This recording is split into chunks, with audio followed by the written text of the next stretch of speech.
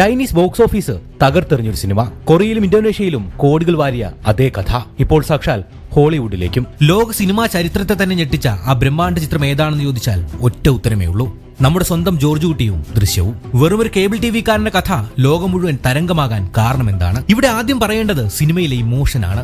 രാജ്യമോ ഭാഷയോ ഏതുമാകട്ടെ, സ്വന്തം കുടുംബത്തിന് വലിയൊരു ആപത്ത് വരുമ്പോൾ അതിൽ നിന്നും അവരെ രക്ഷിക്കാൻ ഏതറ്റം വരെയും പോകുന്ന ഒരച്ഛൻ. അത് കേരളത്തിലെ ജോർജ് കുട്ടി ആയാലും ചൈനയിലെ ലീ വെയ്ജി ആയാലും ലോകത്തുള്ള ഏത് സാധാരണക്കാരനും ആ കഥാപാത്രത്തോട് ഒറ്റയടിക്ക് കണക്ട് ആകാൻ സാധിച്ചു. രണ്ടാമത്തെ കാരണം, പവർഫുൾ ആയ ഒരു സിസ്റ്റത്തിനെതിരെ പോരാടുന്ന ഒരു സാധാരണക്കാരൻ. ഒരു വശത്ത് വലിയ അധികാരമുള്ള പോലീസ്, മറുവശത്ത് വെറും 4ാം ക്ലാസ് മാത്രം വിദ്യാഭ്യാസമുള്ള ഒരു ഗ്രാമീണൻ. നിയമത്തിന്റെയോ പണത്തിന്റെയോ യാതൊരു പിൻബലവുമില്ലാതെ വെറും സിനിമ കണ്ടുള്ള ബുദ്ധി വെച്ചവൻ ആ വലിയ സിസ്റ്റത്തെ തോൽപ്പിക്കുമ്പോൾ പ്രേക്ഷകർക്ക് കിട്ടുന്ന ആ ഒരു ആവേശം സമാനതകളില്ലാത്തതാണ്. മൂന്നാമത്തെ കാരണം, ജീത്തു ജോസഫ് എന്ന മാന്ത്രികന്റെ പഴുതുകളില്ലാത്ത തിരക്കഥ.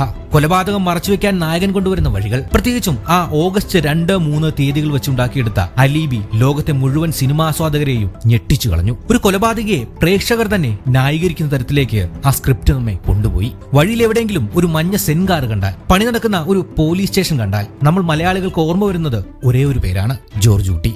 അതാണ് ജീത്തു ജോസഫ് എന്ന സംവിധായകന്റെയും തിരക്കഥാകൃത്തിന്റെയും ബ്രില്യൻസ്. അതുതന്നെയാണ് ഇന്ത്യയിലെ ഒട്ടുമിക്ക ഭാഷകൾക്ക് പുറമെ സിംഹള, ചൈനീസ്, ഇന്തോനേഷ്യൻ എന്നീ ഭാഷകളിലേക്ക് ഔദ്യോഗികമായി റീമേക്ക് ചെയ്യപ്പെടാനുള്ള കാരണവും. ഇന്ത്യൻ സിനിമയിൽ നിന്നും ചൈനീസ് ഭാഷയിലേക്ക് റീമേക്ക് ചെയ്യപ്പെടുന്ന ആദ്യ ചിത്രവും ദൃശ്യമാണ്. ഇപ്പോൾ കൊറിയൻ ഭാഷയിലേക്കും സാക്ഷാൽ ഹോളിവുഡിലേക്കും റീമേക്ക് ചർച്ചകൾ നടക്കുന്നു. ചുരുക്കത്തിൽ ജോർജ് കുട്ടി വെറുമൊരു ലോക്കൽ ഹീറോ അല്ല, ഒരു ഗ്ലോബൽ ഐക്കണാണ്. അതുകൊണ്ട് തന്നെ ദൃശ്യം 3 വരുമ്പോൾ അത് വെറുമൊരു മലയാള സിനിമയുടെ റിലീസ് അല്ല, ലോകം മുഴുവൻ കാത്തിരിക്കുന്ന ഒരു വലിയ അന്വേഷണത്തിന്റെ അവസാനമാണ്. ഈ അത്ഭുതകരമായ വിജയത്തെക്കുറിച്ച് നിങ്ങൾക്ക് എന്താണ് തോന്നുന്നത്? താഴെ കമന്റ് ചെയ്യുക. ചാനൽ സബ്സ്ക്രൈബ് ചെയ്യാൻ മറക്കണ്ട.